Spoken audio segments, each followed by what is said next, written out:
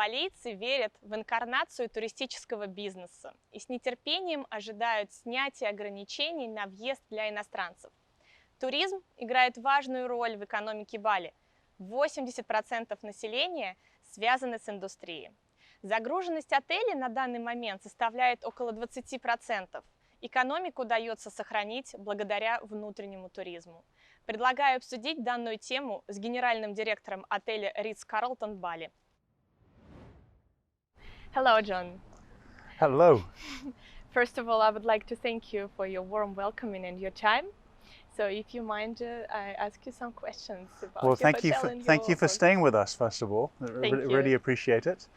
Great experience. Oh, wonderful. John, could you please be kind enough to tell me about your career development? How do you become a general manager of the Ritz-Carlton Bali? Well, I've been in Bali for 5 years now, and I've been at the Ritz-Carlton for just over 1 year. I wasn't expecting to come to Bali. You know, Ritz-Carlton is part of Marriott International, and I worked with Marriott for over 20 years, and I've been assigned different locations, and Bali came up, and I thought, why not? so I moved to Bali 5 years ago. I was working in Seminyak, and fortunately I had the opportunity to become the general manager here. And what a contrast it is to working in hustling, bustling Seminyak and now this serene, tranquil Sawangan area. Okay, Bali, the famed island of gods, is a very special place with rich cultural and historical heritage. How do you manage the different cultural backgrounds and beliefs within hotel management strategy? Yeah, it's not as difficult as one would think. I would say that you have to go in with this humility. One of my bosses has this great saying that you go in like a lamb and you leave like a lion. So you go in asking a lot of questions, understanding how everybody operates, and then you learn, you know, asking a lot of questions. I've been so pleasantly surprised by how tolerant Indonesian people are. So whatever religion, race, creed you are, people just get on phenomenally well. I'd say that the one thing that you have to figure out are all the public holidays. So every religion has a different holiday. So the first year you operate a hotel, it's just mind-boggling with how many days off people have. Okay, the Ritz-Carlton is famous for its customer service standards known as gold standards, yes. Right? How do you implement those fundamental values in Bali? So the gold standard and what we call the motto, it's like our Bible. So our motto is ladies and gentlemen serving ladies and gentlemen. So that gives our employees, we call them ladies and gentlemen, this kind of confidence about how they deal with guests. And every single day at the start of a shift, we gather around and we focus on one particular service value. There's 12 service values and we talk about them, and that way it's just ingrained in us. We memorize them, we know them, and we execute them and have a little bit of fun doing it as well. Okay, how many people working here in the resort? So we have just under 400 right now. Okay. And following new restriction policies and current world situation, how do you think the travel and hospitality industry is going to be transformed in the forthcoming years? Well, for us at the Ritz-Carlton, and you know, we're set on 13 hectares of gorgeous space here, which you can see. We find that guests are really looking for an experience right now. Perhaps they've been in lockdown in some city where it's been raining for several months. So customers are certainly looking for an experience. Here at Ritz-Carlton, we can do natural social distancing. There's so much space that you can find, and you know, certain activity like having a bonfire on the beach where you can relax with your kids. Our chef will come and cook a private barbecue for that. Super popular with our guests. And how many restaurants you have in the hotel? We have 6.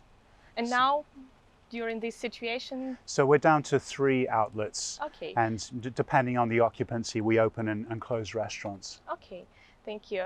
What action should be taken in the industry to help clients not to be frightened of traveling and willing to explore new destinations like Bali, Indonesia?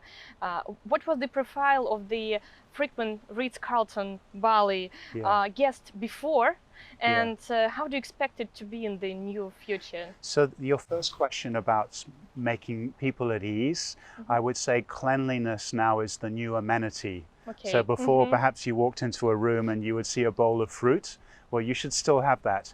But there also needs to be this cleanliness where the guest should have no doubt that your Sure. hotel is clean and inspected. In terms of the customer profile, what we've seen here in Bali, because the borders have been shut, is that used to be 10% domestic tourism and 90% international. It's flip-flopped. So now we're Okay. 90% domestic and 10% international. So expats who live within Indonesia. So that's been quite a change for us. And what was the most difficult challenge you have to face during your career, or maybe this resort? This one's been a bit of a challenge. I think it's been a challenge for everybody, mainly because of the uncertainty and the fact that you just don't know when everything's going to get back to normal. Personally, I feel optimistic and I think the worst is over. We just don't know when that finish line is. Maybe you can tell us about your best souvenir at the Ritz-Carlton Bali. My best souvenir is something that I see, that I touch, that I feel like I'm looking at these gorgeous trees around me. If I walk around this resort at, let's say, 6 o'clock in the morning or at dusk, nature is the real guest at this resort. It's just an absolute treat. So that's the souvenir I will take with me. Wow, wonderful. And maybe the question about the events. The territory is so huge. Do you always organize maybe weddings here? We absolutely do. We have a gorgeous wedding chapel. You know, in a normal year, we would do almost 500 weddings here at the Ritz-Carlton Bali, from small gatherings to 200-300 people. We also hold meetings. We have some gorgeous indoor and outdoor space. We have many activities for people who enjoy sports. The yoga program here is absolutely phenomenal. And what is your dream for the 2021, for this year? Do you have any expectations, or how do you feel how it will be? Sorry. My biggest hope is that we can say bye-bye COVID. Okay. And we all get back to normal.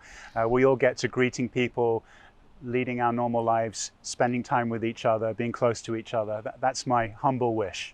That's great. John, thank you so much for this interview. Wish you good luck. I hope that everything will be fine in travel industry and we can develop our partnership as well and to bring you new clients.